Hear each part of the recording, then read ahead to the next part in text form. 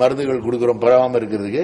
அப்ப ஆபரேஷன் பண்ணி என்ன பண்றோம், இந்த தொடை எலும்பின் கீழ்ப்பகுதியை எடுத்துட்டு அந்த புத்துநோய் வந்த எலும்பை வெளியே அகற்றி விட்டு மொத்தமா எடுத்துறோம் உடம்புல இருந்து. இதான் அந்த உலோகத்தால் செய்த உறுப்பு. அது நீ ஜாயிண்ட்டும் இருக்குதுங்க. அதை நமக்கு வேணுங்கிற சைஸ்ல செய்யணும். என்ன பேஷண்ட்டுக்கு என்ன சைஸ்ல இருக்குதுன்றதை செஞ்சு அதை பொருத்தி அதை உள்ள போன் சிமெண்ட் என்ற ஒரு இதை வச்சு பொருத்துறோம் அந்த எலும்புல. இது ஆபரேஷனுக்கு பின் சரியாக சைஸ் இருக்குதா, அது லெங்த் இருக்குதான்றதெல்லாம் பார்த்து அது இருக்குதுன்றதை கண்டுபிடிச்சு விட்டுறோம். இப்ப இந்த பெண் நடந்து வருது. எந்த காலில் ஆபரேஷன் பண்ணிருக்காங்க யாராவது சொல்ல முடியுமா?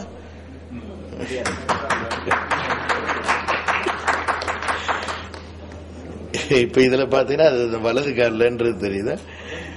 பட் அது நடக்கிறதுலயோ 5 வருடங்கள் பெண் இது செய்ய முடியுது. அது நடக்கிறதுல எந்த வித்தியாசமும் தெரியாமல் அதுக்கு நார்மல்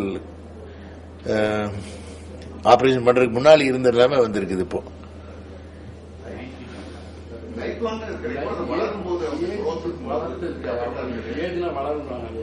18 வயசுக்கு மேல வளர மாட்டாங்க. அதனால அந்த 10 வயசுக்கு கீழே இருக்கிறது வளர்ற ஜாயிண்ட்டும் செய்யறோம். இப்ப அந்த ஜாயிண்ட் வளர்ற மாதிரி செய்யறது. இது முட்டிக்கால் கீழ்பகுதி. இந்த இடத்துல புற்றுநோய் வந்திருக்குது. அந்த அதே மாதிரி ஆபரேஷன் பண்ணி எடுத்துடுறோம். எடுத்துட்டு அந்த உலோகத்தால் செய்த 12 வருடம் ஆகிவிட்டன. அவனுக்கு எவ்வளவு தூரம் செய்ய வருது பார்க்கலாம். அதுதான் அவனுடைய முட்டிக்கால் கீழ்ப்பகுதி. கொஞ்சம் நேரா கொண்டு வர முடியல. அந்த இதை பாத்தீங்கன்னா அந்த கால் நேரா கொண்டு வர முடியல. பட் இருந்தாலும் அவனுடைய காலை இதுக்கு மாற்று என்ன அப்படின்னா காலை எடுக்கிறது. சோ காலை எடுக்கிறதுக்கும் இதுக்கும் நீங்க பாத்தீங்கன்னா அதான் பெரிய வித்தியாசம். மெட்டாஸ்டேசிஸ் வராம இருக்கிறது மருந்தெல்லாம் கொடுக்கிறோம். கீமோதெரப்பி கொடுத்து பரவாம இருக்கிறதுக்கு வழிமுறைகள் செஞ்சிடும். முதல் தொடை எலும்பு, இது தொடை எலும்புல இருக்குது. சோ என்டையர் தொடை எலும்பு, இடுப்பு, தொடை எலும்பு, முட்டி மூணையுமே சேர்த்து மாத்திரம் இந்த ஆபரேஷன்ல. இந்த ஆபரேஷனை பார்க்கலாம் நீங்க. இது முட்டிக்கால், தொடை. இதுதான் அந்த புத்துநோய்க்கு மேல இருக்கிற அந்த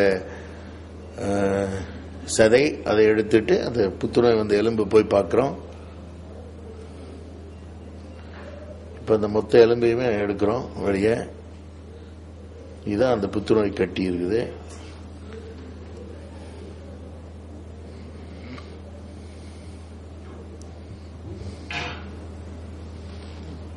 இதுதான் அது செய்யப்பட்ட சேர்க்கை, கஸ்டம் மெகா ப்ராஸ்தசிஸ், உலோக உறுப்பு சேர்க்கை.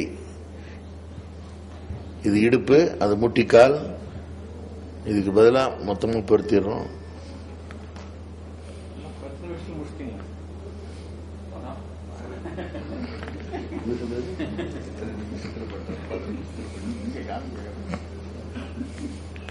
இதான் ஆபரேஷன் பண்ண பிறகு எடுக்கப்பட்ட எக்ஸ்ரே. இது இடுப்பு, தொடை எலும்பு, முட்டி. இப்ப பேஷண்ட் எப்படி நடக்கிறார்ன்றதை பார்க்கலாம் நீங்க.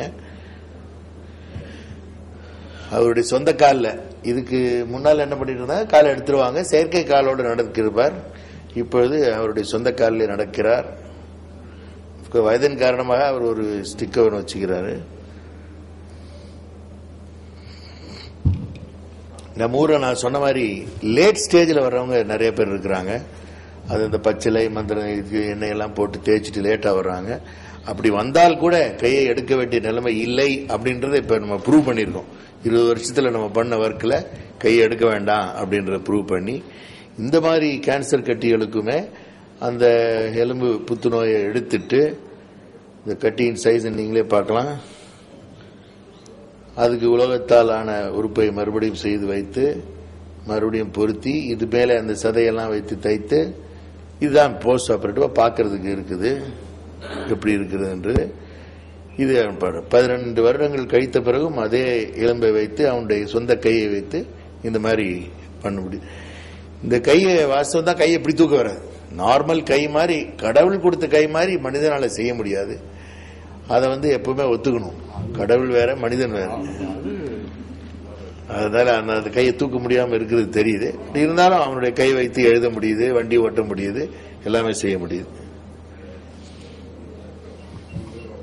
ஆய்வின் நோக்கம் தகுந்த பெறும் உலக உறுப்பு மாற்றல் சிகிச்சை மருத்துவ விளைவை கண்டறிவது. கொள்ளப்பட்ட இடங்கள்: கேன்சர் இன்ஸ்டிடியூட் சென்னை, அரசு மருத்துவமனை சென்னை, 2 பிரைவேட் ஹாஸ்பிட்டல்ஸ். 1988 இருந்து 2009 வரைக்கும் 1500 பேருக்கு இந்த ஆபரேஷன் செய்து, இது ஒரு சக்சஸ்ஃபுல் மெத்தட், இது புதுமையானது இல்லை, இதை செய்யலாம், மக்களுக்கு ஒன்றும் பாதகம் வர்றதில்லைன்னு ப்ரூவ் பண்ணிருக்கு. நோயாளிகள் எங்கிருந்தெல்லாம் வந்திருக்காங்கன்னா, தமிழ்நாட்டில இருந்து, இண்டை மாநிலங்கள், தொலைதூர மாநிலங்கள், தெற்காசிய நாடுகள்ல வந்திருக்கிறாங்க. இந்த வளர்ற வயசுன்னு சொன்னீங்க பார்த்தீங்களா, அதான் அந்த 12 வயசு கீழே இருக்கவங்க தான் வளருவாங்க. அதுல மெட்டல் ஜாயிண்டையே நம்ம பெருசாக்குற மாதிரி ஒரு மெக்கானிசம் வச்சு அதை 2 வருஷத்துக்கு ஒரு தடவை பெருசாக்கலாம். ஸ்க்ரூ பண்ணி அது பெருசாகும். அதுவும் இப்ப நம்ம ஊர்ல செய்யறோம். அதை அசஸ் பண்றதுக்கான முறைகள் இருக்குது. அந்த ரிசல்ட்ஸை கிளாசிஃபை பண்ணி சிறப்பானது, நல்லது, சுமாரானது, சரியில்லாதது அப்படின்னு பார்த்தா மெஜாரிட்டி எக்ஸலண்ட் அண்ட் குட் ரிசல்ட்ஸுக்கே வருது.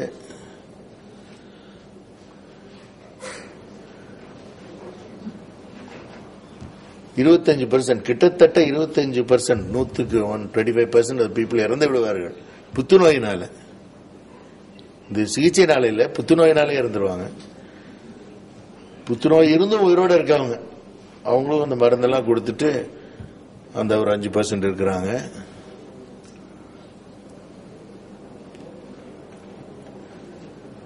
சிக்கல்களை 3 வகையா பிரிக்கிறோம்.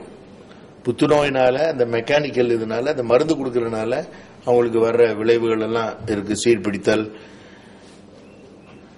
அந்த வைக்கிற மெட்டல் ஜாயிண்ட் உடையதல், இதெல்லாம் நடக்கும். அப்ப அதுக்கு உண்டான சிகிச்சை முறைகளை செய்யணும். கை கால் இழப்பு சமுதாயத்தில் ஒப்புக்கொள்ளப்படாத இருப்பதால் இந்த சிகிச்சை முறை நோயாளிகள் மத்தியில் நல்ல வரவேற்பை பெற்றுள்ளது.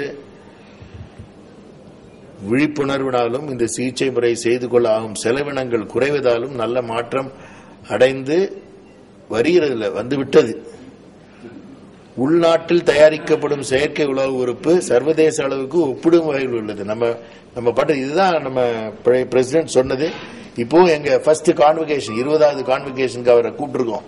10ஆம் தேதி அன்னைக்கு வர்றாரு சென்னைக்கு. வந்து மருத்துவ நண்பர்களோடு பேசுங்க. ஏன்னா அவர்கிட்ட 20 வருஷத்துக்கு முன்னால நான் கேட்டதை ஒரு பேப்பர்ல படிச்சதை வச்சு இதெல்லாம் நான் செஞ்சேன். அப்ப அது மாதிரி நீங்க சொல்ல சொல்ல பல பேருடைய மனசுல பதிஞ்சு பல பேர் ஒரு தூண்டப்படுவார்கள். நீங்க வந்து பேசணும்னு சொன்னதுக்கு ஒத்துக்கிட்டு அவர் இப்ப வர்றாரு, மெடிக்கல் யூனிவர்சிட்டிக்கு பேச வர்றாரு. அது மாதிரி imported things will be costly, அதை நம்ம ஊர்லயே செஞ்சா அது வந்து சீப்பா இருக்கும் அப்படின்றதான் பிரின்சிபல். அந்த பிரின்சிபல்ல தான் இது நம்ம செஞ்சிருக்கிறோம்.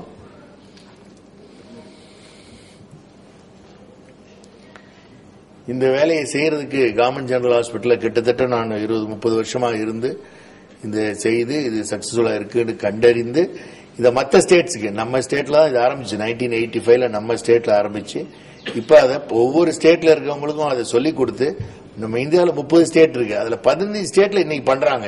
கை காலம் எடுக்காம 15 ஸ்டேட்ல பண்றாங்க. இந்த முறையை பண்ண ஆரம்பித்து விட்டார்கள். இன்னும் 10 வருடத்தில் மித்தம் 15 ஸ்டேட்லயும் பண்ணிடுவாங்க அப்படின்ற நம்பிக்கையோட இதை சமர்ப்பித்து இதை எனக்கு இதுக்கு பல விருதுகள் எனக்கு இந்த அரசினால் தலைவராலும் கிடைத்தது என்று சொல்லி திரு மயில்சாமி அண்ணாதுரை அவர்களுக்கு என்னுடைய எக்ஸ்பீரியன்ஸை பகிர்ந்து கொள்றதுக்கான ஒரு வாய்ப்பை கொடுத்ததுக்கு நன்றி சொல்லி